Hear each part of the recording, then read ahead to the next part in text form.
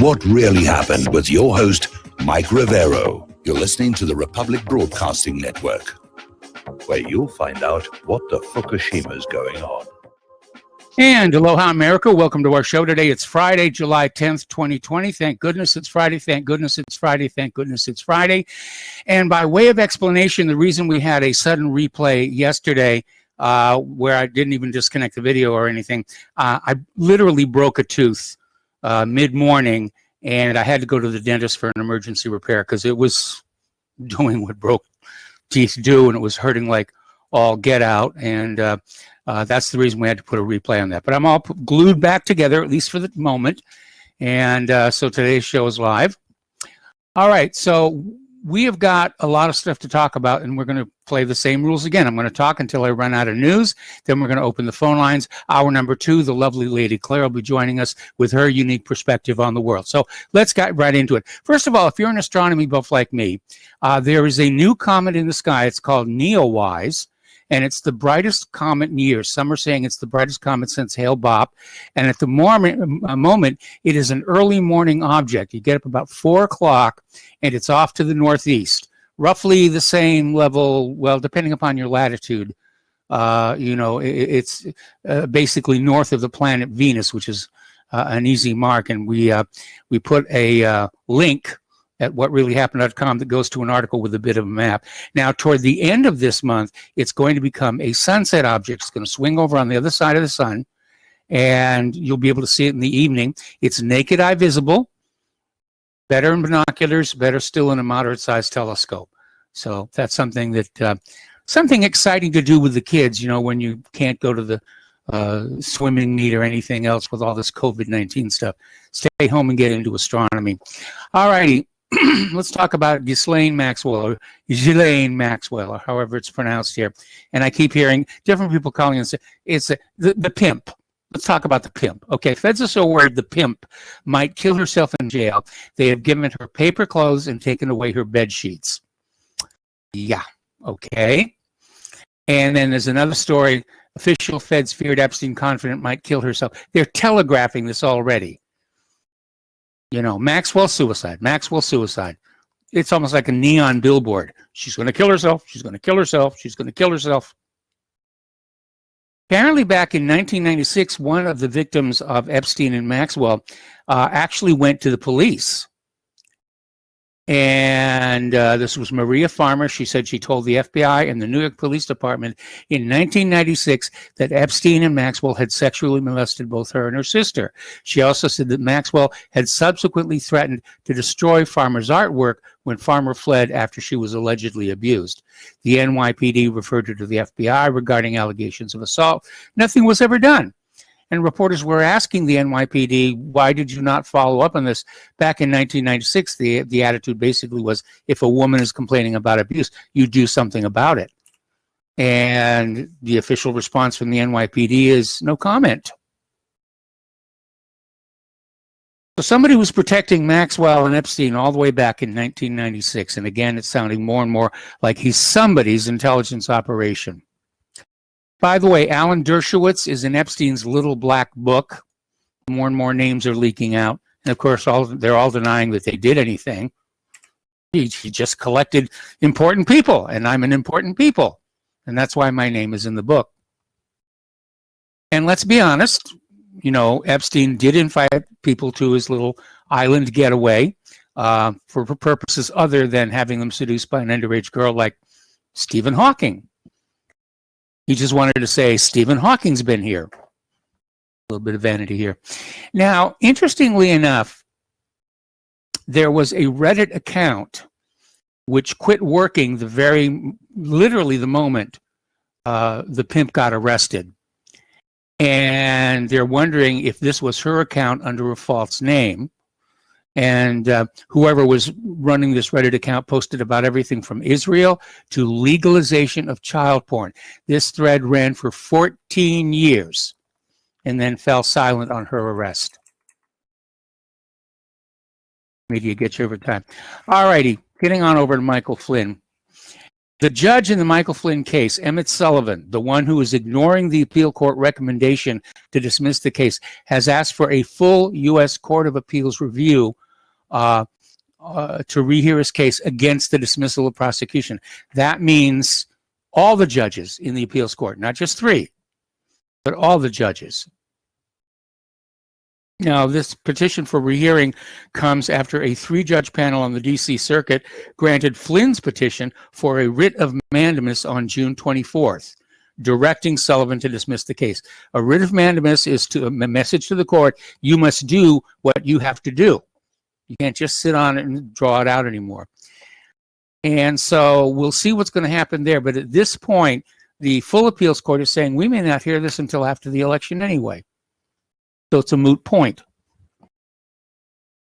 Now, as you know, yesterday the Supreme Court ruled on some of Donald Trump's tax issues and basically said that Congress can't subpoena the tax records just for a fishing expedition, but that the prosecutors in the Southern District of New York did have a legal right to subpoena those records, and they're proceeding to do that. Trump is very unhappy about all this. He's calling it a political prosecution. And he came out on Twitter and basically said, you know, it's all a political persecution. The courts in the past have given broad deference to the president, but not me. Donald, you're coming across as a little spoiled, and that's not good during election season. In fact, right now, I think the less you say, the better, at least on this issue. Of course, he's certainly not Joe Biden. Let's be glad for that here. Okay. Interestingly enough, Trump's 2 Supreme Court picks, Kavanaugh and Gorsuch, ruled against him on the Supreme Court tax returns case. And the court ruled that his financial records can be handed over to a New York grand jury in a decision supported by 3 conservative justices. It was a 7-2 ruling. Court found that a subpoena issued to Trump's accounting firm, Mazars LLP, can be enforced and dismissed Trump's lawyer's argument he is immune from criminal proceedings. I have to agree with that one. Just because you're president doesn't mean you're above the law. Some presidents have acted like that, such as Richard Nixon, but it shouldn't be that way. The president is an official on the same level as the Supreme Court and Congress. Apparently, Biden went out to another press conference and apparently bungled saying "Buy American." A lot of people are commenting. Donald Trump is out there saying, you know, "Buy American, hire American." Biden is out there campaigning with virtually the same issue, but he's trying to say it differently to make it less obvious that he's copying Trump's position on this thing. And so, as usual, he scrambled the words. And they're calling it a low-energy campaign event. And I saw an article here on Fox just a little while ago where they're talking about they're not going to let him out. They're still worried about 3 presidential debates that are yet to come. But at this point, they're saying Biden needs to stay in his basement because every time he goes on out, you know, if it's scripted, if it's staged like that last press conference, he can handle that. But when he's out there talking extemporaneously is when he just comes up with these huge, huge gaffes. All righty. Apparently there was a video of Biden mumbling, and social media Dan Scavino, featuring an edited clip of Joe Biden, was labeled by Twitter's manipulated media. The official has now come up with a new cutting of a recent Biden speech, which some say does not present the presumptive Democratic candidate in the best light, and it's triggered a meme contest. See who can make the most fun of the candidate here. Now, yesterday we were talking about Jonathan Lopez, who's an Oregon politician, and he's confessed to forging a racist letter and then mailing it to himself so he could go on out there and say, "Feel sorry for me, vote for me, the racists hate me." And Apparently, the letter said Mexicans like Lopez are not welcome here. America's for the God-fearing, pro-gun, pro-life humans who refuse to be controlled by the government. It's a fake. It was a complete fake. And there's been another one now. This one was reported today. Texas A&M police have halted their investigation into an incident in which a man reported racist notes left on his car after the alleged victim stopped cooperating. Apparently, the police asked him some questions he didn't have answers for, and he basically shut up and went away, and the police have stopped the investigation and said there was no racism, there was no hate crime. I'm glad people are becoming aware in general that there is such a thing as hate crime hoaxes, because it is a fact of life, and lives and careers are destroyed with these things. Look at how many careers Tawana Brawley wrecked with her fake rape hoax. And it happens an awful lot. Reporters in the corporate media, they don't care. They've got a spectacular story. Let's go with it. What if it's not true? Not our problem. The editors will publish a retraction somewhere buried inside. Okay, getting to the international news here. Pentagon Chief Esper confirms a probe is in progress over the leak regarding Taliban bounties and how that got to the press. And the New York Times claimed anonymous intelligence on the Russian cash rewards to Taliban-linked militants for the killing of U.S. and coalition troops in Afghanistan. This is a major scandal in Washington, D.C., denials from the White House, Moscow, and the Taliban itself, and demands for Democrats for new sanctions against Russia. So the Pentagon has ordered a probe investigating the leaks to media of intelligence about the so-called Afghan bounty story. Actually, this is falling apart.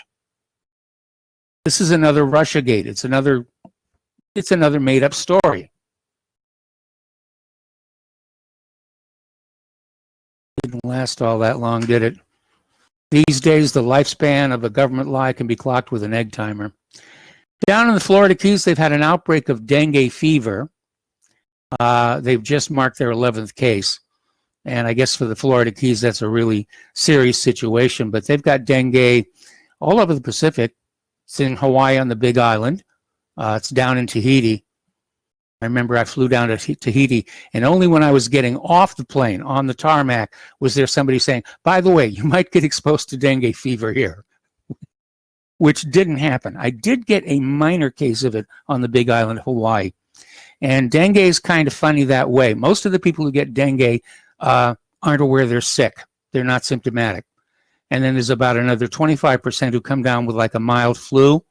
That was where I fit. And it's only a tiny, tiny percentage where it goes full hemorrhagic. So now the Florida Keys have to deal with this thing. Tyson Foods, because of the problems with coronavirus outbreaks in meat processing plants, and nobody seems to understand why it's so favored. I mean, there's raw meat and blood all over the place. But apparently Tyson is now starting to automate their factories with robot butchers. And it's just kind of interesting to see that assembly line going along with the carcasses of cows, supported by the new EZ4, and these robots with these blades, just cutting them apart and taking them apart, wrapping it all up, sending it to the stores here. Okay, Operation Warp Speed has awarded Novavax $1.6 billion with the B dollars for COVID vaccine. And with U.S. equity futures under pressure Tuesday morning, it's not surprising whatsoever that hopium-inspiring vaccine headlines are hitting the tape. Novavax was awarded $1.6 billion in funding via Operation Warp Speed to support large-scale manufacturing of NVX-CoV2373. Which is the latest attempt at a vaccine here. Interestingly enough, they've discovered, I don't know how, but they discovered the tuberculosis vaccine will lower the possibility of a fatality in a COVID-19 case. This is just a preliminary study, and they need to have some follow-ups and confirmation. But it is interesting, and it suggests that the pathogen in this case, the virus, the COVID-19, is very fragile and delicate. Seems like a lot of things can wound it, limit it, slow it down. They just can't find a way to kill it without killing the host. The World Health Organization is finally admitting that an airborne spread of COVID-19 cannot be ruled out. The other day, more than 200 scientists basically signed a letter telling the agency, you can't say it's not airborne. We're seeing too much evidence that it is. And if it is airborne, then those masks really aren't worth all that much, because the space between the weave of the cloth, especially those homemade ones, you know, it's like taking a dried pea through a cathedral door. It's a good analogy. And that pea is what you're trying to keep out. So WHO has changed their guidance, and they're acknowledging the possibility COVID-19 might be spread in the air under certain circumstances. Okay, apparently China initially blamed Norwegian salmon for the new coronavirus outbreak. And now they've backed off and said, no, it's not the salmon. We don't know where it came from. But there is a new version of coronavirus making the rounds in China. Also, there's apparently a nasty pneumonia that is actually far more deadly than the coronavirus that's just come on out up there. Okay, stocks slide as Biden vows to end shareholder capitalism and raise corporate tax rate to 28%. And let's see how they're doing over there. Okay, S&P forecasts 2.1 trillion with a T in global bank credit losses over the next 2 years. A lot of problems in the banking industry here. Nearly 24 new Tesla owners sign on to a lawsuit alleging that the Model 3S will go through what's called unintended acceleration. In other words, you're driving along or even at a stop, and all of a sudden the car takes off on its own. So there's a bug in there somewhere. And the unintended acceleration issue had been brought to light in the Model X and Model S, is now showing up in the Model 3. And we've reported on an array of Model S accidents over the where cars have driven through the front of shops. 2 of them happened in 1 week back last March. Now, Elon Musk claims Tesla is close to a fully autonomous car. Again, they've said that before, then everybody backed off and said, well, you're still in charge of the car. You got to have your hands on the wheels and stuff. I haven't test driven one of these cars. I really should if I'm going to honestly report on all of this. And just as a complete side note, Claire and I had an absolute thrill this morning. We were out doing errands. There's some construction work down here on Christmas Way. And we're driving along, and all of a sudden there's a car headed right toward us in our lane. And fortunately, I was able to pull off to the side of the road, but the guy was driving the wrong way on the wrong side of the street. There's never a cop around when you need one here. Now, as far as Elon Musk himself is concerned, I think he's our generation's version of Howard Hughes, who was into all sorts of things. He was rich because of the Hugh Tool and Die Company. And then he went off and he made movies, and he built airplanes, and he built the Spruce Goose. And he was just into all these different things. And I think Elon Musk is the same way. And I would think that, yes, there's a lot of pressures coming from the car company, but it must be fun being him with all the things that he's got going, especially SpaceX. Oh, man, SpaceX are doing such great things. I understand that Boeing's Starliner is in serious, serious trouble. And they're going to have another test flight this fall, but apparently they're not able to keep up with SpaceX here. All righty, Wells Fargo is now demanding clients who refi their jumbo mortgages to have at least a $1 million balance in their bank accounts. All right, the U.S. is finalizing a federal contract ban for companies using Huawei and other Chinese tech giants. China itself is going to try and use their control over the Panama Canal as an important means to encourage global trade. All right, we're going to take a break for commercials. We'll be back after these few words. And aloha, America. Welcome back to our show here. And a reminder that Republic Broadcasting Network and WhatReallyHappened.com are in a perpetual state of fundraising. We're having to go through another round of buying new equipment to replace the old equipment that's frankly falling apart here. So the postal address where you can send a check, money order, or if you prefer anonymity cash is Republic Broadcasting Network, 2251 Double Creek Drive, number 302. Round Rock, Texas, 78664. The phone number where you can make a credit or debit card donation is 800-724-2719, extension 3. The network thanks you. Anyway, before the commercial break, we went on to this story about how China to further use the Panama Canal as an important means to encourage global trade. Now, a little background. Obviously, the United States built the original Panama Canal. And then some years back, there was a deal where basically they gave the canal back to Panama. And Panama turned around and allowed a Chinese company to take over management of the canal. And everyone's saying, oh, bad thing, China's in charge of it. They can block off our shipping, which they haven't done, by the way. They're running the canal to make money because you do have to pay to use the canal. It's a lot less than having to sail around the tip of South America.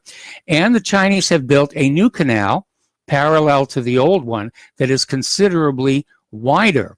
And that means that larger cargo and container and tanker ships will now be built to carry a larger cargo through those wider locks. So kind of good things here.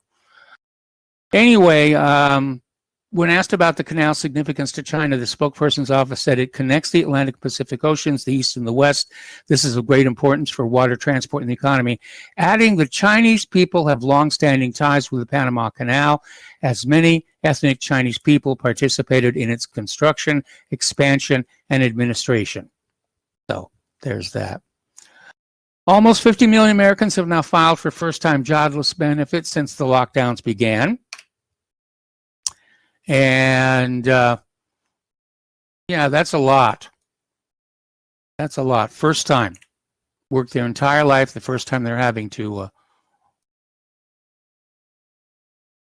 do that. Now, this is a bit of a shocker. The Supreme Court has ruled that nearly half of the state of Oklahoma is an Indian reservation. And of course, this is going to affect the 1.8 million people who live in that part of Oklahoma. For one thing, they no longer owe the state of Oklahoma state income tax. Now, of course, there could be a reservation tax. I don't know what's going to happen, but that's a big chunk of the map. They could almost be a state themselves. Now starting to refer to that as Indian country. Apparently, George Orwell, despite being dead for 70 years, is now a target of the cancel culture. And apparently this left-wing journalist called him a vile man who aided the Nazis with his criticism of Joseph Stalin. Well, you know, I'm getting old and my memory isn't what it used to be, but I seem to recall when I was growing up, we were told that Stalin was a bad guy, that he deserved criticism. Anyway. I mean, not during World War II. During World War II, the Russians were our allies. But this cancel culture is getting ridiculous. And I'm not surprised that a bunch of liberals, no less, got together and penned an open letter saying it's time for this to stop. Unfortunately, some of them have already backed away and tried to distance themselves from the letter, which means they're being harassed and annoyed here.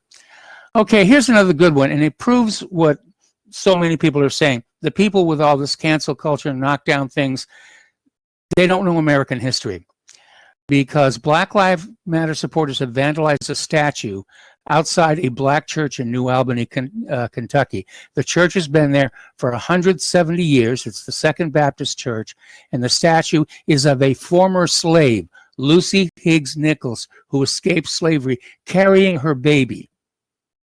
That's the statue Black Lives Matter just defaced. By the way, Lucy Higgs Nichols went on to be a nurse for the Army on the Union side. Why would you deface a statue like that? There's nobody in that statue who's white. There's nobody in that statue who's a slave owner. Are you guys even thinking about what you're doing before you do it. All right, Donald Trump's fixer, Michael Cohen, is back in jail. Apparently, he broke his curfew by going out to a restaurant after his curfew time had gotten up for that day. And apparently there was concern that he went ahead with writing this tell-all book that he was planning to do, even though the court had told him he can't do it.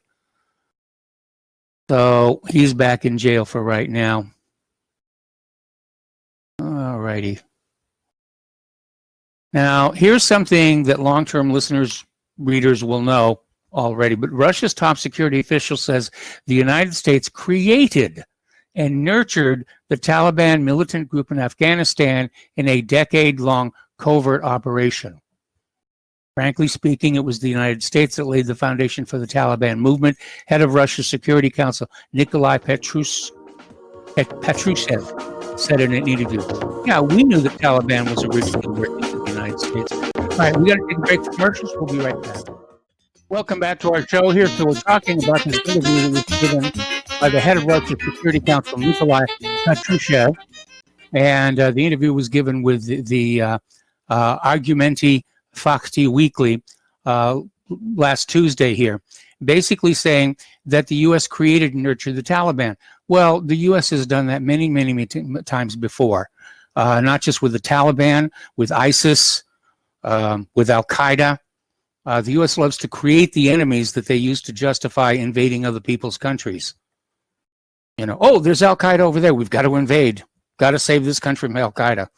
Oh, my goodness, Al-Qaeda's over in that country now. Well, we have to invade, save that country from Al-Qaeda. This is not an invasion. We're not taking over your country, but as long as we're here, talk about the oil. The United States is building a new air base in Syria. Boy, I remember not too long ago when Donald Trump was out there saying, well, we're going to pull out of Syria. And everybody said, yay! Anyway, the United States has built a new military base, including an airport for military aircraft for its occupying forces in Syria's northeastern province of Hasaka. Local sources told Syria's state news agency Sana on Wednesday that the new base and its airport had been established in the Jazeera region, located between Kahif village and Tal Alu silos. So, the sources said the American forces, along with the U.S.-sponsored so-called Syrian Democratic Forces, brought in equipment and logistic materials and set up buildings there. They constructed an asphalt road leading to the silos. All righty. The spokesman for the Yemeni army has censured the United States as the conspirator of the Saudi-led military onslaught in his country. Well, we've known that too. Saudi Arabia was a proxy for U.S. ambitions in the area. Over the past few days, Yemeni armed forces have discovered large quantities of U.S.-built munitions at the positions of Saudi mercenaries loyal to the ex-Yemeni government, while conducting cleanup operations in the province of Marib and al-Baida. This is Brigadier General Yahya Saree said at a press conference. Okay, when they talk about the ex-Yemeni government, they're talking about the government that was deposed. Talking about the government that was elected, that was a legitimate government for the people of Yemen, that were then driven from power to be replaced with the internationally approved government. See, that's the new cover story for taking over somebody else's country. We're not taking them over. We're just putting in a new government that's approved by the international community, because the old government didn't meet our approval. I hate to be old-fashioned about it, but really, a government needs to only look good to their own people. Other countries really are not in a position to touch them unless they're willing to go to war, which is what's happening. It's just very, very covert here. Great Britain has resumed arms sales to Saudi Arabia and says that the war crimes being reported in Yemen, they're all isolated incidents, and it's not a pattern. And, you know, money is money, and we could use the money, and the Saudis could use the weapons. And, of course, this is what's keeping that conflict going. The easy availability of weapons. Speaking of weapons, apparently our latest aircraft carrier is in trouble. The U.S. Navy has fired the head of its USS Gerald R. Ford aircraft carrier program. The warship is far behind schedule and over budget, plagued with malfunctioning systems and costly repairs, even though it has yet to be commissioned in the Navy. Now, Captain Ron Rutan has been removed as head of the Ford's program office, according to Naval Sea Systems, which announced his transfer to its office last week. The Ford program will now be headed by Captain Brian Metcalf, who previously oversaw the San Antonio-class amphibious transport dock program. So we've been hearing about problems with the Gerald R. Ford for a very long time. The United States Navy wants 8 warships equipped with the Odin laser defense by 2024. And so a senior U.S. Navy figure working on directed energy weapons let slip recently that the service aims to put 7 more laser defense systems on its warships by 2023. The Navy mounted its first such device on an active duty destroyer earlier this year. According to Frank Peterkin, the senior technologist for directed energy, the U.S. Navy aims to mount 7 more optical, dazzling, interdictor, Navy, hence the acronym ODIN, laser defense systems on different warships over the next 3 years.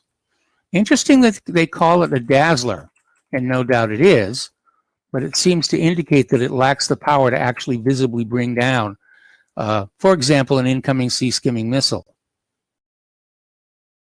And if I were somebody who was building those sea-skimming missiles, I'd figure out what frequency the lasers were operating at for this Odin system. And I'd put some dichroic filters into the systems of my weapon to filter that out before it even gets in there. Okay, there's an article. They're still talking about J.K. Rowling. This is from Russia Today. And there was an article titled, "As a trans woman, parent, and teacher, I say J.K. Rowling is absolutely right. It's child abuse to push kids toward changing sex." I agree with that. These kids are not old enough to even know what sex is. I mean, they understand there's a group of human beings who are different than they are, boys and girls. I remember back when this whole unisex thing was going, and they would put boys and girls into a room with all kinds of toys. And inevitably, the boys would play with toys that boys like to play with, and the girls would play with the toys the girls like to play with. And these are very young children. So it's instinctive what we are drawn to.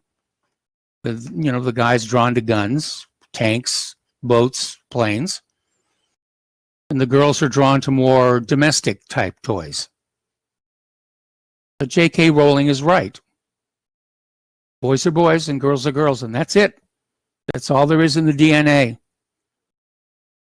And everybody's out there saying, well, I'm 2/3 boy, almost 1/3 girl, and 1/1000th Cherokee Indian.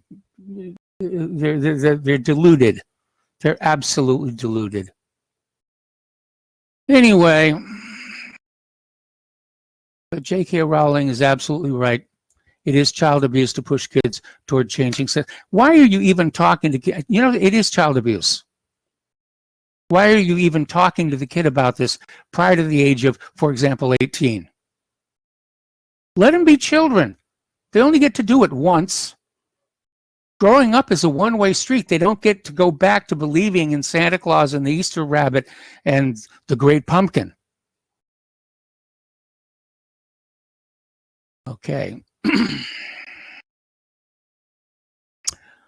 Apparently, the Gulf of Mexico and the U.S. East Coast should brace for a heavy slate of hurricanes after a top U.S. climate researcher predicted one of the most active years on record for tropical storm activity in the Atlantic Basin. And of course, they have a tropical storm that is impacting New England this weekend. And as a matter of fact, Donald Trump has canceled his Saturday rally in New Hampshire out of concern that people should stay home, stay off the roads. And they'll reschedule for some 2 weeks down the road. But it's going to be a bit of a mess. Proving Mother Nature is still calling the shots out there. Okay. Now, a lot of people saw the movie Jurassic Park. A lot of people consider it sort of the bellwether, if you will, for computer animation. That was when computer animation went mainstream in Hollywood. So obviously I'm fond of that film. One of the dino stars of the film was the Dilophosaurus. And apparently new fossil finds are showing that it was larger and more powerful than it was portrayed in the 1993 film. But there's no indication that it could spit venom. Well, of course they're making stuff up. It's a movie. You know, the raptors, as portrayed in Jurassic Park, were larger than the fossils being found. Now, they've since found raptors that are roughly that size. But yeah, movies are not real life. They never have been. Even movies that claim to reflect real life. It's a recreation at best, and there's going to be changes. The only way you get truth in a movie is if it's a documentary. Okay, according to anecdotal accounts, farm animals and pets often behave abnormally in the hours leading up to earthquakes. In fact, over in China, they actually have an earthquake forecasting center set up where there's just a whole bunch of animals under observation. And if they start acting weird, they put out the alert. And they have, in fact, a track record of calling most of the quakes before they hit. So there's something going on there. But a new study by German scientists provides scientific evidence to support claims of odd animal behavior prior to earthquakes. The research suggests that animals may indeed provide valuable clues to when and where earthquakes will occur. Speaking of earthquakes, back on March 31st, they had a 6.5 magnitude quake that rolled across Idaho. And through the Sawtooth Mountain Range, they're still getting aftershocks. Now, technically, in theory, you can get aftershocks for years after a big quake. But they're definitely getting them, and a lot of people are very, very concerned that something may be building. Now, let's see. Looking at a map, looking at Idaho, looking where the quakes are originating, it's right on that line that would reach from the Yellowstone supervolcano magma chamber through across to Oregon. Possible connection with the ocean. All righty, we're going to go ahead and open the phone lines now. You can call on in with your particular interests here. Okay, over in the Southwest, they've had a warm spring, and they're concerned about a mega drought. And one of the reasons they're concerned about a drought, there used to be this wonderful water transport irrigation system that turned the western deserts into arable farmland, but it's not been maintained. And right now it's only delivering about 1/3 of the water that was originally designed to provide. And so a lot of places are subject to desertification. They're going back to being sand. And it's another case of having a good idea and building some infrastructure and then just dropping it, letting it go away. I was watching a show the other day that was talking about how often water mains break in New York and how badly the entire system needs to be replaced, and nothing's being done. The money's all being spent picking up statues knocked over by Black Lives Matter. All right, we're going to take a phone call from Jim in Illinois. Hello, Jim. Welcome to the show. What's on your mind? Michael, a couple of things, and I'll be real quick. Yesterday, the Supreme Court did the right thing by telling Donald Trump he's not above the law. But yes, yet and still, he said it was a political witch hunt. Doesn't he remember two of those people that voted against him are the ones that he nominated and appointed to the Supreme Court? Yes. So isn't that like criticizing the people that you claim you really like? But that's not unusual for Donald Trump. He will backstab you in a minute. The other thing, have you been noticing or heard about at kids' summer camp this summer, kids are being tested, and some of them have positive results from this virus. And I don't know why people are trying to say we have to open up the public schools as foster Trump. Aren't they concerned about the safety and the lives of these young children? In fact, yesterday in Texas, a girl 11 years old, she died from the virus. I think we're all suffering COVID fatigue. And we're really tired of the face masks. Now we're being told that COVID may be airborne and the face masks may be useless. We're tired of the constant stream of misinformation that we're being given. We're tired of having to stay at home alone. I mean, we've lived here now for about 10 months where we are in Santa Claus. And our next door neighbor actually works along the same lines that I do in the kind of things I'm interested in. We want to have them over, but we can't because they're scared about this quarantine thing. And so literally for 10 months, we have not been able to do more than wave at them, which they wave back. Oh, wait, listen. I'm sorry, go ahead. No, that was it. Your turn. But I'm in the same situation. I live in Chicago. I used to love going out to restaurants and movies. Not anymore. But what choice do we have? Well, everybody has a choice ultimately, but just down the road, you may realize you made a wrong choice. That's kind of what life is like. The other thing we have to be aware of is exaggeration. People like to exaggerate things to make them sound more serious. The other day, I think I mentioned that there was a story going around that our local supermarket had 3 tested positive for COVID-19. We talked to the store's manager, who's very, very angry because it was only 1 that tested positive, who has now been sent home. And he's concerned that, it's going to impact customers coming into his store if there's a rumor that 3 people were infected. And we reminded him he's the only such store in the town, so it's not like we've got any place else to go without a half-hour drive. Wow. Well, Michael, I'm going to let you go because I know you have other callers. Take care. Have a nice weekend. All right. Thanks a lot. Same to you. We're going to switch over to Mo in Florida. Hello, Mo. Welcome to the show. What's on your mind? Hi, Michael. I've been a long-time follower yours since you started, and, I haven't been able to get into your show. Sometimes I don't know how to log on. I've identified myself as a computer Luddite, but I have a question. But before that, how come sometimes I can go on YouTube and I see you live, and then I can't find it. I go to republicnetwork.com. I can't find it. Am I doing something stupid or? Well, the website for Republic Broadcasting is republicbroadcasting.org. And there may be another Republic out there. Okay. How come sometimes it comes right up on YouTube and then it don't? That's YouTube being YouTube. Okay, that's what I thought. Okay, .org. Got it. David Grant. Thank you for turning that up. You're welcome. You're welcome. David Grant gets that put up every single day as soon as the show is over.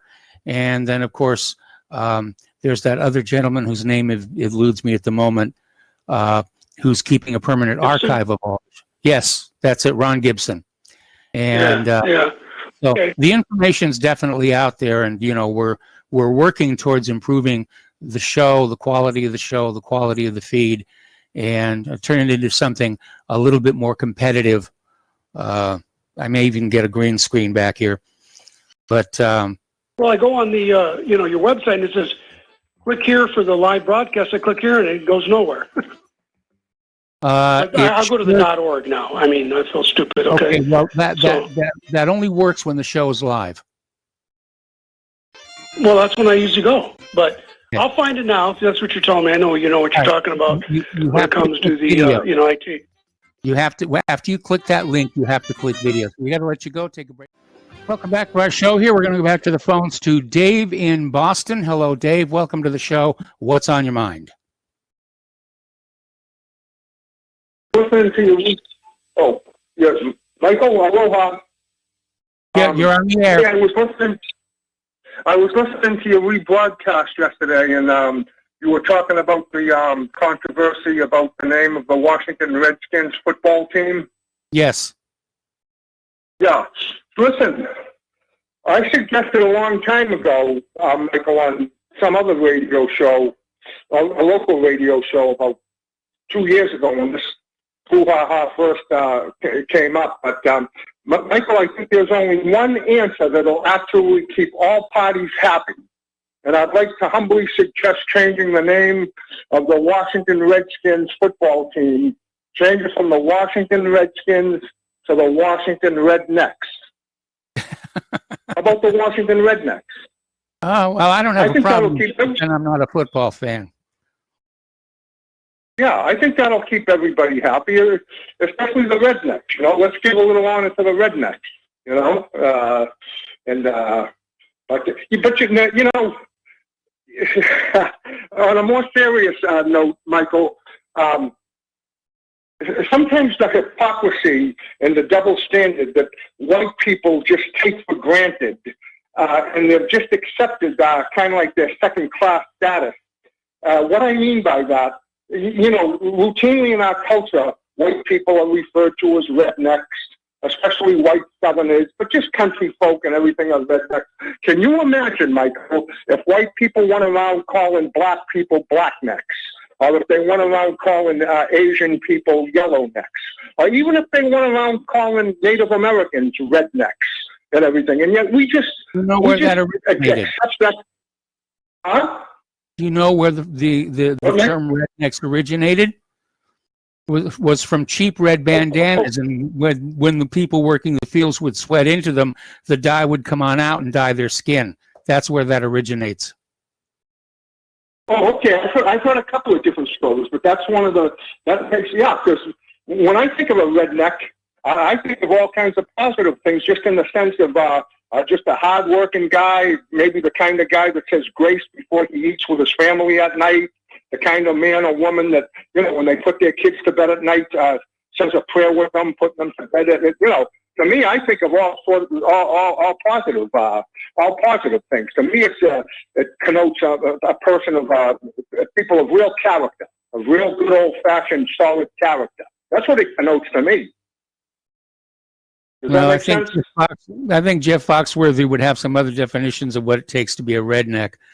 Back down to the local hardware store, they've got this calendar, page-a-day calendar, you know, and it's always, you might be a redneck if, you know, you've got 6 cars in your front yard and only 2 of them work. Yeah, he's the guy that made up all those redneck jokes, huh? But so anyways, I guess that's about it, Michael. Today, I was just going to comment. I don't know if I'm a weirdo or if anybody will go on board. Will go, especially with President Trump in the White House. They call him Orange Man, the golden David, orange. I got to let you go. David, I got to let you go. Okay, we have commercials. Aloha. Yeah. Welcome back to our show, hour number 2. The phone lines are open, 800-313-9443. We have 2 callers waiting right now. James in Tokyo. Hello, James. Welcome to the show. What's on your mind? Yeah, hi, Mike. I just want to say, if I knew it was you and Claire driving, I would have stayed off the gin and kept in my own lane. Okay. Well, I want you to know you owe me a new seat cover in the car. Can you turn down your computer? Okay, hold on. Is that better, sir? Much better, thank you. All right. Hey, Claire, nice to see you again. Missed you a lot. I sent Michael 7,442 love letters to you, but he always threw them away. I don't think he got one of them, but you look great, and I'm happy you both made a very successful move to Indiana. I want to talk about the COVID, Mike. It's gotten really crazy here. I'm a member of a gym, which is like a public facility, and it's really nice. And great gym and pool and Japanese martial arts of archery and some pistol shooting. But when they finally opened up after 4 months, and when they open up, they're all wearing visors with plastic in front of their face and masks. And I finally went to work out in gym, and I was working out. And they make you wear a mask, but I kept my nose free. But they say, "Hey, man, you got to cover your nose." And so I finally had to quit. It's just getting too crazy over here.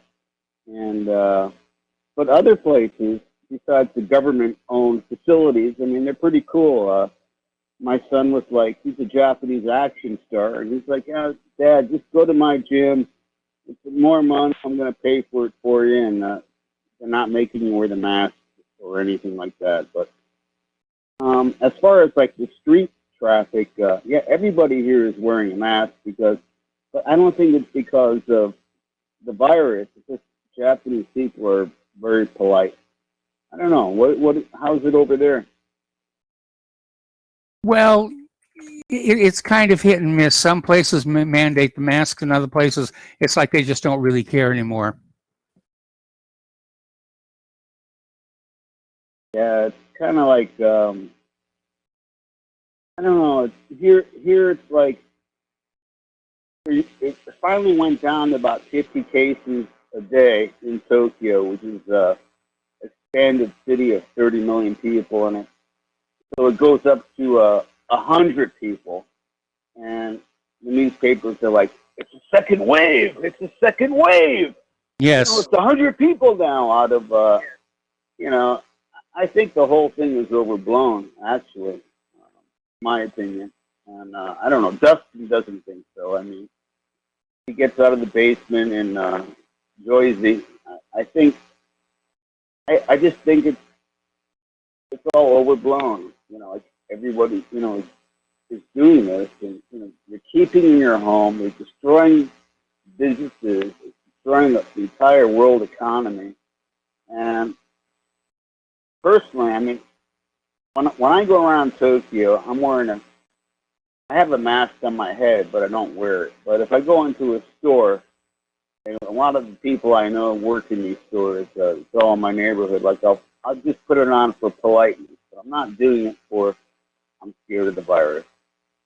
That's all I have to say. And, yeah, we're kind of the same way. Weekend, Mike. We have our masks, and if we go places where they're not wearing the masks, we don't wear ours. And if we go places, where the masks are mandated, we'll put them on. And as you say, it's out of politeness. It's not because we think the masks are really going to help. And I can't imagine trying to do a workout with any kind of mask on, because it's just going to limit how much CO2 you can get rid of and how much oxygen you can take in. Yeah, it was crazy. I mean, I got like dizzy in about 10 seconds of, I was just doing my push-ups, and, they said, "Hey, cover your nose." And I said, "Man, I can't be here anymore." But anyway, you two have a great weekend. Claire, give me a smile. Love you. Mike, love you too. And have a great weekend, you two. Bye-bye. All right. Thank you for the phone call. We're going to let you go. And we're going to take one more phone call before the Lady Claire. So let's switch over to Tom in Florida. Hello, Tom. Welcome to the show. What's on your mind? Yeah, good day to you, Michael, and good day to you, Claire. What's on my mind is, first off, they just had breaking news that 2 drinks a day actually stops you from getting dementia or Alzheimer's. I guess it's a good thing to have a beer or 2 a day. Those are their experts are saying now. I'm saved. So, good idea. But the reason I really called now is yeah, double shot, whatever. Yes. Anyway, the reason I called this Sludge, Matt Sludge, the Freak Show, is actually promoting on his website. There's going to be a civil war, whether Biden or Trump wins. There'll be a civil war. And I read the article, and there's going to be 3 ways he assumes it's going to go down. So we'll see. So we'll see how that goes. But speaking of that, Michael, have you heard about the Mexican guy that ran into the white cop on his motorcycle? He wanted to kill a white Anglo and this guy's whiter than the cop, it looks like. And it was on Fond du Lake, Wisconsin. Have you seen that story? No, I haven't. It's all over Newsmax. It's all over Drudge. It's all over Breitbart. The Mexican, literally, you got to see the story, Mike. He ran right into the police officer. Guy's retired cop. He was helping. Oh, yeah, I did out. see that. I did see that. He ran his pickup truck, right into the motorcycle guy. His name was Philip. I forgot his name. Philip, white guy, murdered him in cold blood. And then he said because he was mad at his family, he wanted to go to prison, and he wanted to kill a white person. You need to look at that's unbelievable story. I can't believe what I was reading there. How they killed this guy. His name was Thiessen. That was his last name. Yes, and that was another breaking story on Newsmax and Breitbart.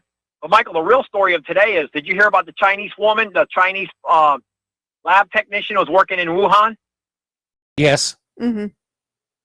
Did you see the story about what she's saying, that they knew about this 4 or 5 months earlier? And when Trump got it, this was actually last summer, a year ago, in July of last year, they knew about this virus because it had to do with SARS, the SARS virus. Yes. And they've harassed the Chinese Communist government's harassed her family, probably going to kill them. And she had to get out of China, and the FBI and everybody was waiting at the LAX for her to get off that plane so they could interrogate her. And she's dropping bombs left and right about what's going on with this virus and how it was mainly the Chinese who are basically wanting to cut their population down. After all, Michael, you said it on your show that once we get over 400 million in the United States, we're overpopulated. Well, China has got 1.4.2 billion in that country. So, and another thing I want to get out my chest real quickly. The other day, I had the guy from Jersey calling in about, who am I to HE double toothpicks? He'd talk about Trump's, I shouldn't tell how much Trump should be paying in taxes. Well, you know what? If Trump paid $1 billion in taxes to the federal government, would it be enough for him? So what? So he can have all these politicians give all these illegals free health care, and maybe he doesn't want his money to be spent like that. Maybe he doesn't want his money spent on giving all our jobs over to China. When you're a taxpayer and you're spending $1 billion for taxes. You know, this is corruption at its worst. We're the Democrat Party, so they can have more money and raise more money for their filthy party and their filthy ideology? No. My friend in Jersey, Trump already gave him plenty of tax money. He should be getting, once you hit $1 billion, you shouldn't have to pay a penny more to the taxes if you're a billionaire. I don't care what anybody says. That's going to destabilize the economy, though. It's going to increase the wealth inequality, which is tearing us apart. Well, if we put all the Americans in this country could be working instead of letting them get on food stamps and welfare and find them jobs and quit shipping our jobs overseas, maybe we could find the money to balance our budget and keep our country going on, an even keel. But, Michael, right now they had on the news here in South Florida that Bezos is getting ready to put an Amazon big giant warehouse right here in Florida City area, here in Florida. Yes. Because you know why he's doing that? Because he wants to be closer to Latin America, which makes sense to me. So he's going to build this giant warehouse. Supposedly they're going to give him the land to do it. I don't know how it's going to go down, but we'll see. Should be interesting. But that's basically all I got, Mike. Other than the fact that all these people every day are bashing Trump, and Trump was on Hannity last night, Mike. And you hear what he said about Obama and Biden? They're treasonous. They committed treason against a president, a duly elected president. Obama, that Susan Rice, and Biden knew everything what they were doing to Michael Flynn. What they were doing to Michael Flynn was the biggest witch hunt of all times. Yes. And I still understand why this guy's pleading guilty. I just don't understand this whole case. And then you got this Judge Sullivan, who's a radical racist, who will do anything to take Flynn down. Maybe you could explain that more to us, Michael, because I don't understand how Biden and Obama are getting off of this. Why isn't Durham throwing the hammer down and say, no, you're indicted, we're going to investigate you with a grand jury? Obama, Biden, and all those cronies, Comey, all of them, they should be all put in jail. If that would have been the other way around and Trump would have been a president and Obama was coming in, Trump would be in handcuffs and in prison right now. Yep. Let's not kid ourselves. He would be in jail. So would Pence. So would all of them, the Republicans. Like I said, Michael, the white males you were the pioneers, now they became the wussies. They become wussies and not pioneers. And that's the sad fact of this matter. And when you have Sludge, that filthy homo, talking about the Civil War and how it might go down and who could actually win the Civil War, that's disgraceful in itself for a news outlet to talk about that kind of treachery against our country. But you know what? He's basically telling the truth, pretty much on the money, I got to admit. The Democrats, no matter what, there's going to be a civil war in this country. That's what they're looking at. You got that pig Pelosi spewing crap out of her mouth about who cares about if they tear down the monument that went in the water. I've never seen. She's 80 years old. How does she have a face like that, Mike? How? Plastic surgery. Better things for better living through chemistry. Exactly. And, just looking at this whole cabal of what's going on with this guy, de Blasio painting right in front of Trump's tower, Black Lives Matter. This guy, that de Blasio should be put in prison for all the people he's killed with these, and Como for all these people who are put in nursing homes, Mike. Yeah. That was clearly a He mistake. murdered those people. Mhm. That was murder in the first degree, what Como and de Blasio did. And nobody's calling them out for it, Mike. Nobody. It's a shameful thing. These people had families, loved ones. It's absolutely insane. And then you got a lady from China admitting that the Chinese basically want to cut their population in half. And the Yes. generals say it all the time. You had Slick Willie, Bill Clinton, who I'm guaranteeing that Maxwell's going to drop a hammer on him. You watch. And and Bill Clinton is the one that gave the gyro system to China and Korea. Yes.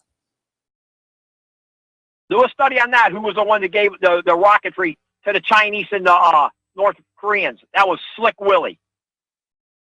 That perv. It's unbelievable what they get away with.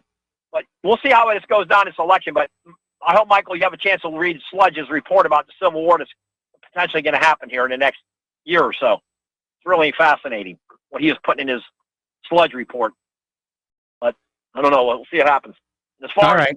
Trump paying taxes, the guy does pay a lot of taxes, and he gives up his whole salary to charity. So I want what's the name to know that. What other president gave their whole salary to charity? None.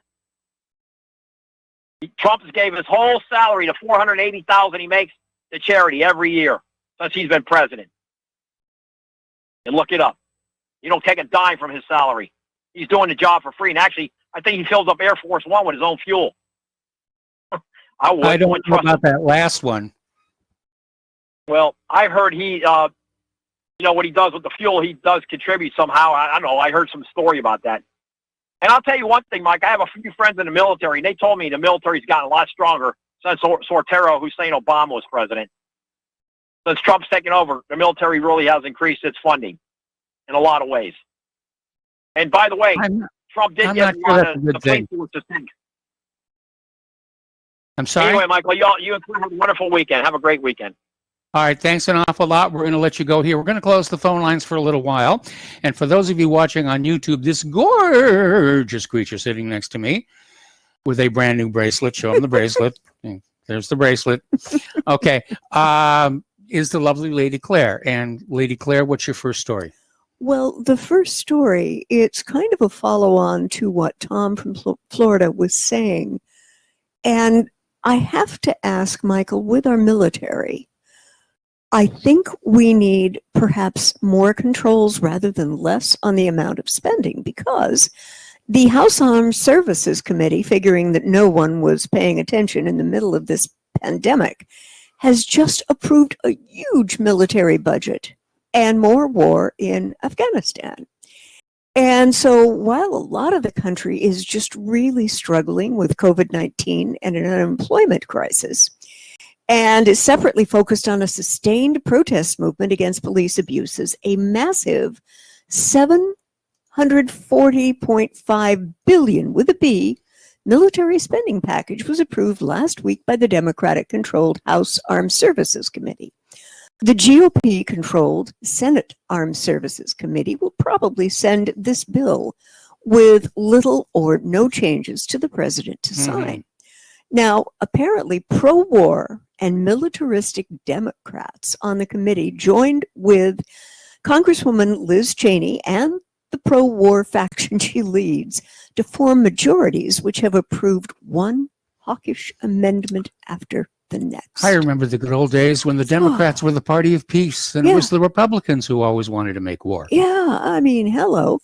And this is going to also impede attempts by the Trump administration to withdraw troops from Afghanistan. And another amendment led by Republican Ruben Gallego, Democrat of Arizona, and Cheney blocked the White House's plan to remove 10,000 troops stationed in Germany. And while these two amendments were designed to block the Trump administration's efforts to bring troops home, the same bipartisan pro-war faction defeated two other amendments that would have imposed at least some minor limits on the Trump administration's aggression and militarism, one sponsored by a lady who is one of my heroes, Representative Tulsi Gabbard from Hawaii, pro-peace, military vet, very thoughtful, very well-spoken. The Democrats really closed ranks on her. to in require, a bad way. yeah, to require the Republican administration a national security rationale before withdrawing. Tulsi Gabbard wanted to have a national security rationale before withdrawing from the Intermediate Range Nuclear Treaty, the INF, signed with the Soviet Union in 1897, and another, 1987. I'm sorry, 1987, and another to impose limits on the ability of the U.S. to arm and otherwise assist Saudi Arabia to bomb Yemen. And Mike, what really disturbs me in all this is that every 4 years, no matter who says what, who has triumphed, it's usually the war party. The and war it's party. Bipartisan, Republican and Democrat. Candidates and may come and candidates may go, but the war party goes on forever. Yeah. Until we lose a big one. Yeah. Then we'll get a good dose of humble. That would not be a bad thing. And there is another article also from Zero Hedge from Charles U. Smith via Of Two Minds blog. And he talks about the structure of our society and saying we talk about self-rule and ownership of capital, but in reality, it's a neo-feudal oligarchy. Mike, Yes. What are your thoughts on that? Absolutely, we're heading toward Yeah. feudalism, where the money is actually owned by the banks and we're allowed to use it at a reasonable rate of interest. Mhm. And that's not the way the economy started in this country. No. When the coinage was the money, the silver and gold Yeah. and nickel and copper was the money. When it was in your possession, it was in your possession. Now we have these gas station game tokens, which symbolize the money, but the actual money, the actual worth, the buying power Yeah. remains with the banks. We've got to take a break here for some commercials, and we'll be right back. And aloha, America. Welcome back to our show here. And Claire, what is your next story? Well, the next story is kind of sad, but logical. Apparently, New York Police Department has had to limit retirement applications.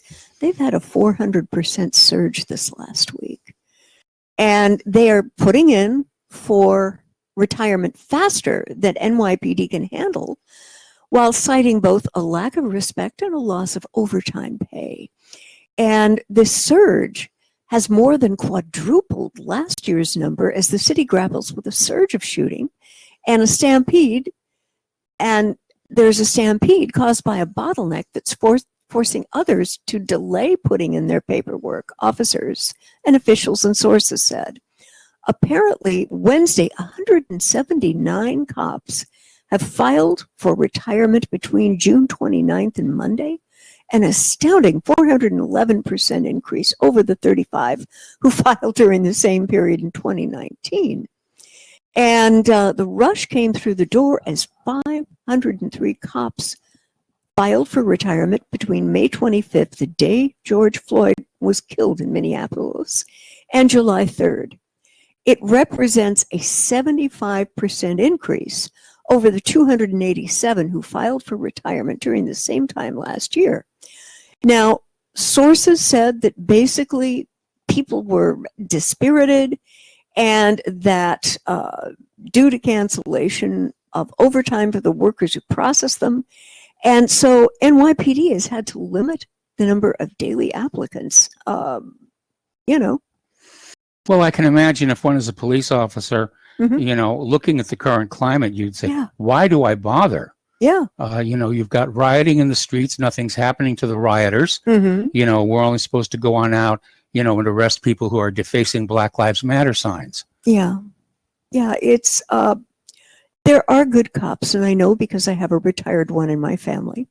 There are good cops who go by the book, who are logical and correct and good. And these people need to be lauded. Yes. For doing a good job.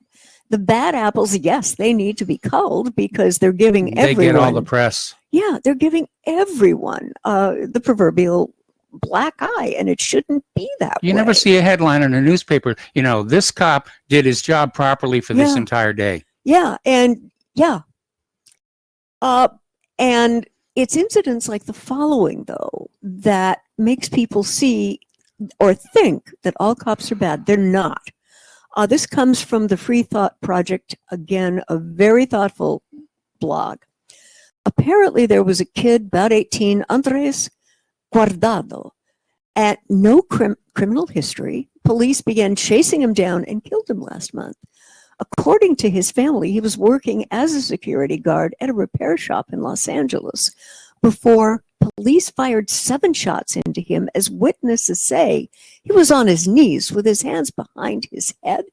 And after they killed him, police destroyed all the cameras that may have caught the interaction before stealing the DVR from the repair shop.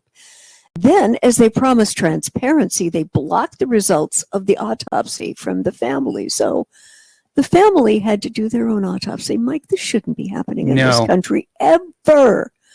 The autopsy revealed Guardado had no drugs or alcohol in his system and was shot 5 times with every single one of those rounds going into his back, on his knees, hands up.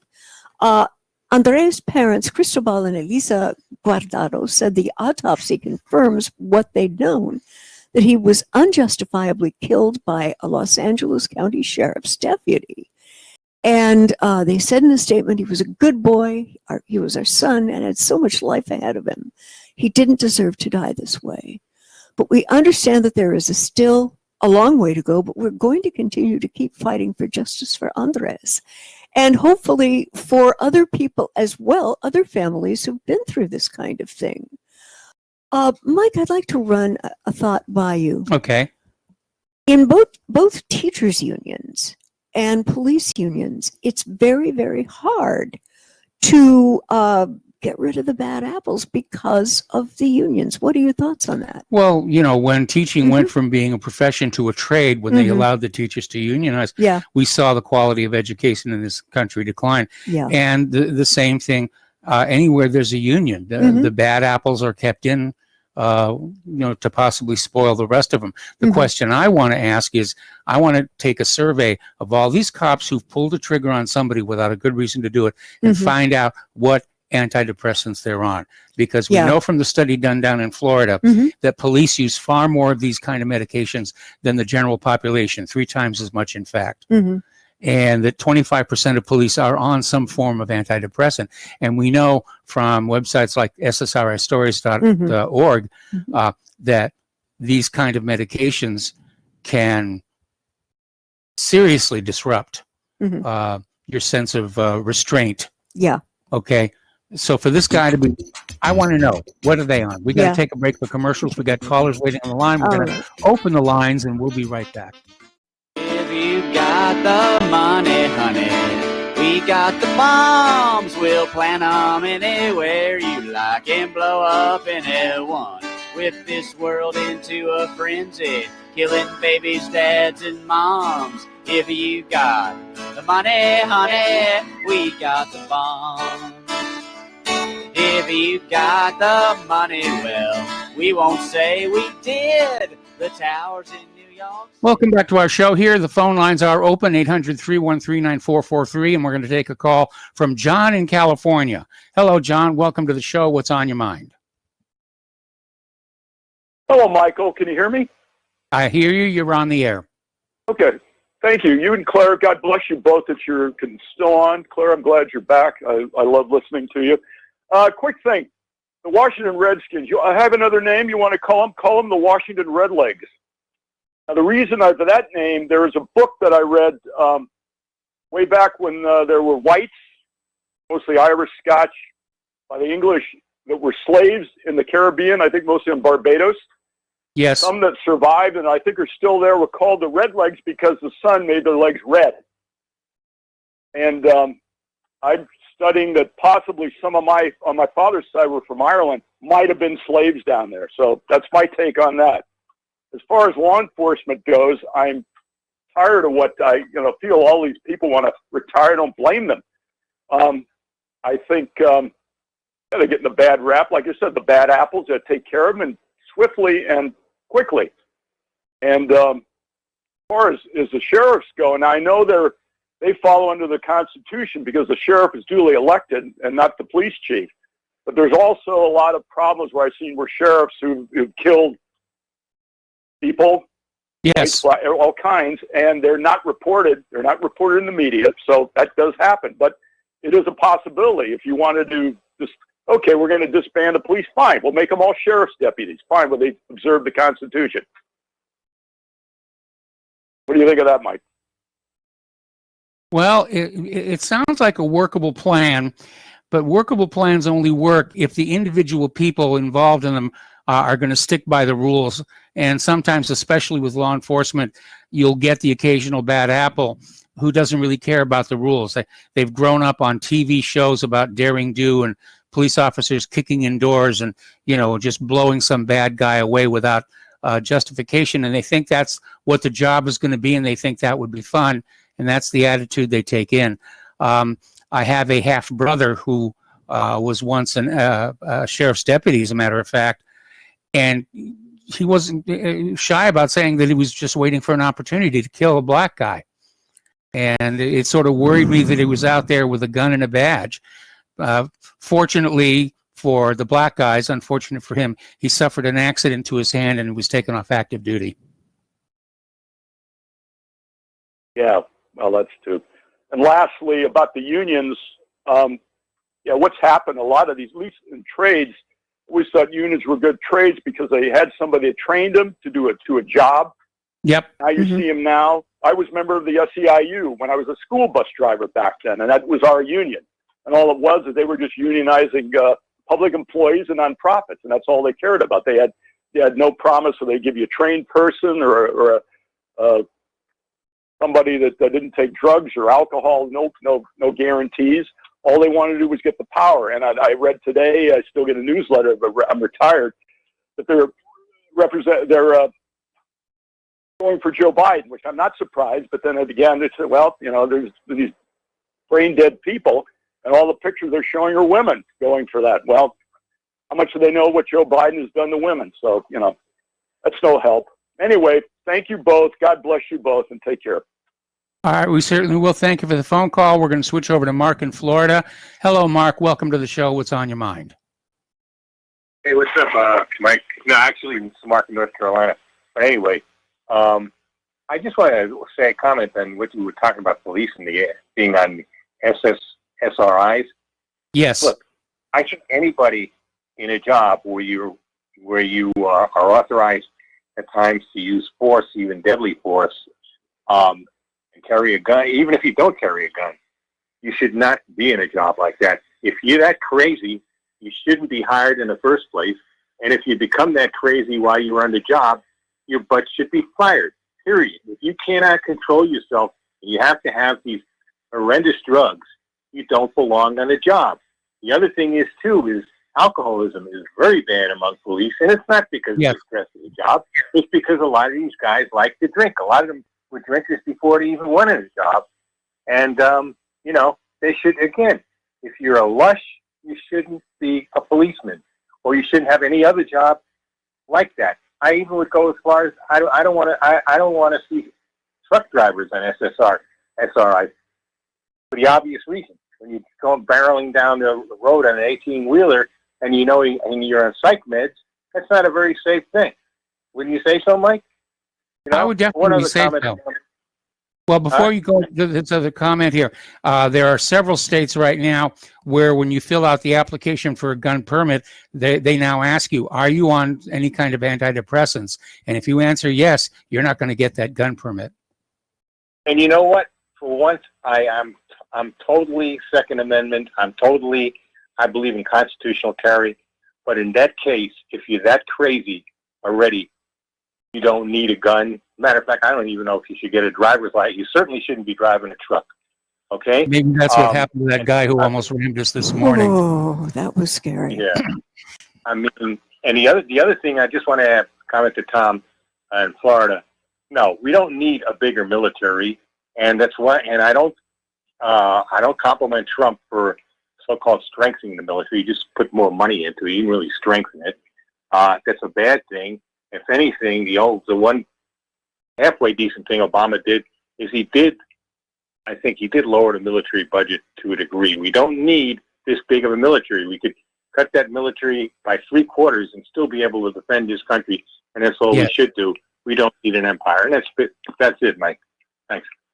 All right, thanks an awful lot. We're going to switch over to Dustin in New Jersey. Hello, Dustin. Welcome back to the show. What's on your mind today? Mark, hit it with that. Don't need an empire. That's why how much $800 billion a year, that's what you know that they're getting. It's not what you don't know how much they're getting. Because remember, that does not include the wars, right? That budget only includes, that doesn't include Afghanistan, Iraq, and Syrian war, right? Yes. That's just the budget. They get separate funding. Yeah, so I mean, yeah. And then there's the black projects, which the funding for those are hidden like the Department of Agriculture. That's right. And Mike, and remember this. Remember, Trump, didn't he say, I don't remember, he said he was going to get out of all these wars. Because I'm going back to this, Tom, and all this, Mark, and, well, Mark knows. And, but he never got out of them. I mean, Congress can block things, but remember, Trump put the Joint Chiefs of Staff in, right? He put in the Defense Secretary, Mark Esper, who was just like, wasn't he from Raytheon or Lockheed Martin? I mean, he put in all the people that we always bitched about, right? Yeah. What's changed? Nothing. Absolutely nothing. Know? I mean, you know, yeah. I remember when Trump came on out and said, we're pulling out of Syria. Now we're building new air bases there. So in terms of, you know, presidents may be able to start wars on their own now, which they're not supposed to, but apparently they can't stop them once they're underway. And why not? I don't know. Because we're an empire. Yes. And there's a lot more going on than any president, Trump, Biden, Bush, Clinton can ever do to fix things. And Mike, you mentioned I got to tell you right now, I got to tell you, if this was Star Wars, we'd all be talking with British accents. Yeah, it's true. And you know, the British government's not in good shape because they are, I don't know if you watched that Duran thing about the Skripals. Skripal, the British government is, they're corrupt. I mean, Mike, look what they did to the Indians and the Chinese. And then Scotland and Ireland. The British government is a piece of crap, too. I mean, it's just, it's not the people who live there. It's the government. It's the hierarchy. You know, it's the oligarchy that run things that they're just garbage. You know, and we're never going to get, you know what, human beings I don't think can ever get rid of garbage. Right, Claire? Like, we can't get rid of human beings have that, there's always garbage in the human beings, you know? Like, there's always that person that wants to get ahead and will step on people's backs. Get it, either in corporate head or government head, right? Like, I mean, it's just. And Mike, before I get from, this is to James from Tokyo. James, you know, a virus don't have legs. A virus don't have arms. And you're breathing heavy in the gym. It's waiting for you. You know, like, I mean, be your own gym, dude. Buy your own equipment. Work out at home with your son. That's good advice. You know? It's very, very good advice. You know, gyms are ideal places to spread a contagion. It's not just breathing, it's sweating, it's leaving your sweat on the various equipment. That's, you know, and I noticed a lot of these gyms are saying how they clean and sanitize the equipment in between each user. I find that very hard to believe. Yeah. Because it isn't impossible. I mean, this is not, Mike, you know, I call in. Claire knows that. I get called. You know, people call in here. They say it's a hoax or viruses. You only can inject them and this or that. I call in. I got ridiculed, right? What's going on in Arizona, Florida, California, right? And Texas? What's going on there? You know, and Mike, by the way, Australia, not Victoria, which is, you know, but Melbourne and stuff, they're actually, Australia is blocking anybody who's not Australian from coming in. So, I mean, something's going on here. For people to say this ain't nothing or it's overblown, we don't know, okay? Like, I keep bringing that back. Since we don't know, you want to take the safer route. You know, safer than sorry. Proactive versus reactive. You know, like, don't be stupid. That's it. You know, like, masks will not 100% protect you, but it is something rather than nothing. Mike, have a good night and a good show. Hi, Claire. Take care. Okay, so what is your next story, Claire? Well, the next one is, I know that you've covered a little bit of this earlier on in the show, but it comes to us again from Zero Hedge. And if you've never read that particular blog, I think that you would be well advised to just look, with an educated eye. But what this article is talking about is Ghislaine Maxwell, Wall Street Secrets, and the U.S. Attorney's Office. And it's been 14 years that the Department of Justice has been sitting on a case against Maxwell. The Palm Beach, Florida Police Chief Michael Reiter handed a deeply investigated case against both Epstein and Maxwell over to the FBI in July of 2006, according to the very intense reporting of Julie Brown in the Miami Herald in November of 2018.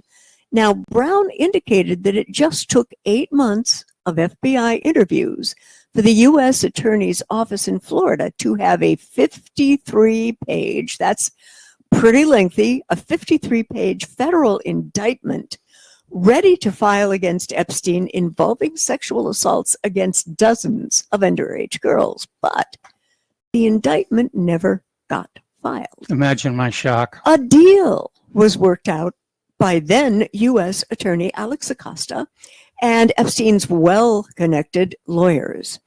Federal charges were dropped against Epstein, and he was allowed to plead guilty only to Florida state charges, 1 count of soliciting sex from a minor and 1 count of soliciting sex from an adult woman. I didn't realize that last one was a crime. Yeah, okay. I take back what I said last night. Oh,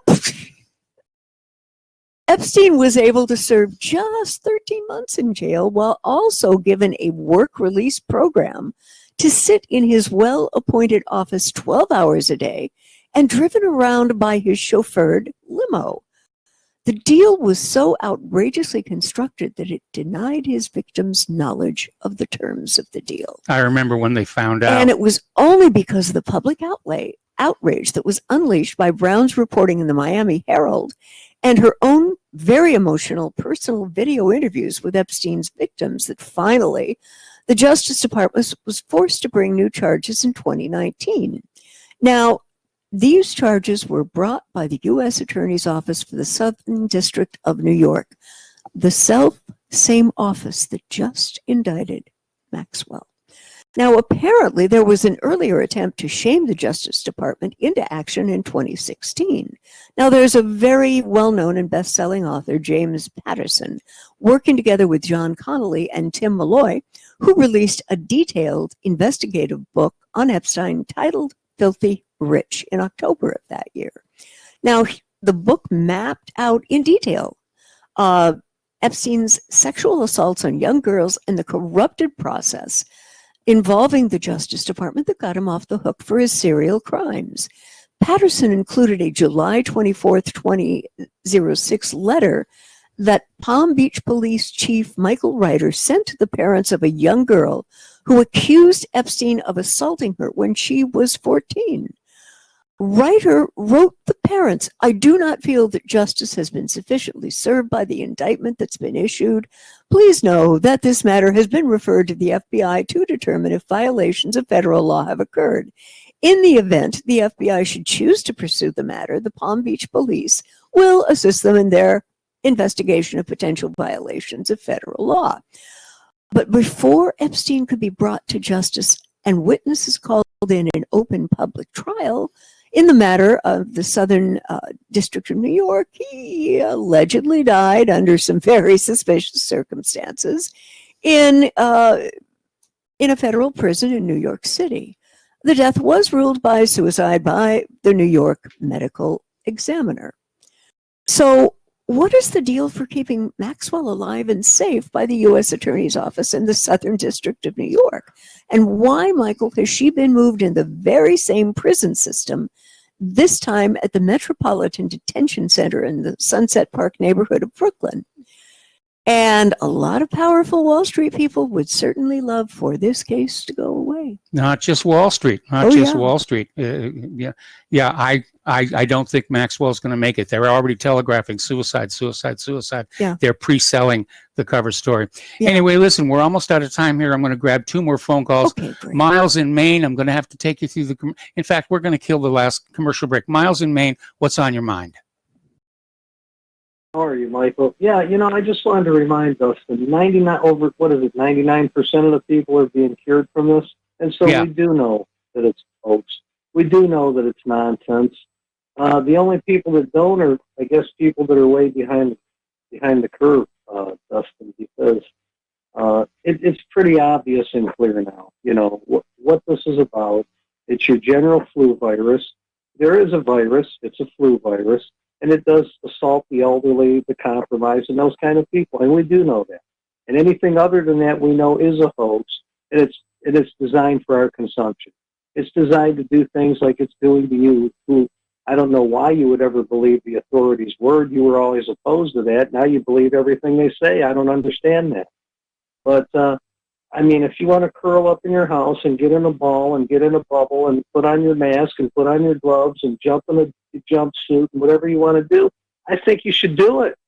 But leave everybody else alone, because we're not buying it.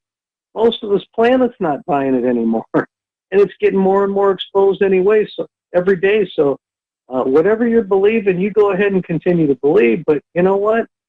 Everybody else is seeing through this. And, these numbers just aren't panning out. You got to look at the facts. And, the facts are other than what you cite as government statistics or authoritarian statistics from CDC or whoever it might be. Steve Elkins has directly addressed you several times, to which you've had no response. So your only response is keep wearing masks, wear whatever, gloves, whatever, wear a condom. I don't know what it is, but Dustin, I think it's really time for you to get off this. Michael, thank you. Have a great show. All right, same to you here, and we're going to switch to Stacy in Florida. Stacy, you there? Oh, yes. Good afternoon, Mike, and your beautiful wife. We enjoy her on Friday. I just wanted to say a couple of things quick, and I tend to talk fast because I always like to give the next person in line a chance to talk. But the latest thing that de Blasio had spoken with the man from CNN there, Wolf Blitzer, are you aware of what he spoke to him about? No, I'm not. Please enlighten us. Okay. He claims that the protests are okay, to gather, and it says that he's not going to stop them, no matter whether people get sick or not. That is quite a statement. What do you think, Mike? Yeah, that's he's playing politics with people's lives with that one. There are people now in California and Texas who are saying that, yes, allowing these protests to pile several thousand people into a very tiny area in the streets does appear to have triggered a spike in COVID-19 infections. Yeah, there was some commentary. Buck Sexton wrote some commentary, and he said, so these outdoor events that bring together the community and let people enjoy their lives are banned. But de Blasio thinks thousands of shrieking protesters screaming in each other's faces for hours is awesome, and we need more of it. Yes. So that really squashes anybody that is trying to not get sick. Wear your mask. Anyway, but the other thing I want to say, if I have time, is back in 2009, many of the movers and shakers, the billionaires of this world, got together and are pushing for depopulation, and those very people are the empty suits that we see on TV now. We all know who they are, and they're telling us, oh, take care of your health, wear your mask, and stay 6 feet apart, and like talk about double speak. If that isn't double speak, what is? Say they want to save our lives, but they want to kill us at the same time. So who would listen to them? Well, the biggest problem I've had with this whole COVID-19 is the fact that nobody really seems to know what's going on. Everybody's guessing, and there's so much of this information being put out that directly contradicts, other information. And going back to that idea where any kind of outdoor gathering is bad, but rioters tearing down a statue of an escaped slave is a good thing, even though people are getting sick from it. Yeah, and of course Kanye West is in the limelight now, maybe trying to run for president, but he's going to probably not have favorable response after his statement of they want to drag this thing out so that they can chip us all. And that was quite a blatant statement on his part, too. Well, Kanye's not going to go anywhere because he's already missed the filing deadline in 6 states. Yeah. Okay. All right. So anyway, there's a bunch of empty suits there that people are following, and it's pretty disgraceful at this point, the way I see it. And I'm probably out of time, am I? Well, yes, you are, because I've got one more call I want to squeeze in here before the end of the show. So we're going to let you go, Stacy, and go with Tom in Utah. Tom, welcome to the show. What's on your mind? Yeah, Mike, I just wanted to remind the individual that's worried about getting infected at a gym, the halide salts in your skin are one of the most effective sanitizing agents there are. Plus, you also have acids that come out on the skin. Plus, your skin is exposed to sunlight, oxygen, atomic particles. So it's pretty rare that any organism gets to live on your skin for any more than a few seconds. That is the fact in pathology. So I never worry about going to a gym, but I do worry about going to the fast food bar, because the fomite that has to be presented to transfer these organisms has to be blood or flesh, and that is the fact. Cannot survive outside of that blood and flesh fomite package. Sweat on a bar or sweat on an exercise machine cannot get you sick. That is the reality. I've had to deal with cases in court. Okay, Tom. Thanks a lot for that information. And for those who are unfamiliar with the term, fomites basically refers to that smear that is left behind when your fingers touch a smooth surface, and that can carry illnesses. And it's true. Exposed to sunlight and ultraviolet. It cannot. It has to be blood and fat. That's the reality. So that's the reason you think that the fast food restaurants are such a danger. That's right. That's the medium in which these organisms survive and transfer. I've had to deal with cases after cases with that. You get to hear the bullshit, of these people who have no clue. They might have been an actor in a movie for a doctor, as a doctor. Yeah. They've never done the real pathology. All right. Well, listen, have a good weekend. We got to let you go. We're out of time. Stay tuned for John Stadmiller. I'm sure he's got lots of interesting things to share with you. Please spread the word of RBN. Spread the word of whatreallyhappened.com. Please donate. We need the money so bad, I can't tell you. And we'll be back on Monday. Have a great weekend. Aloha, America.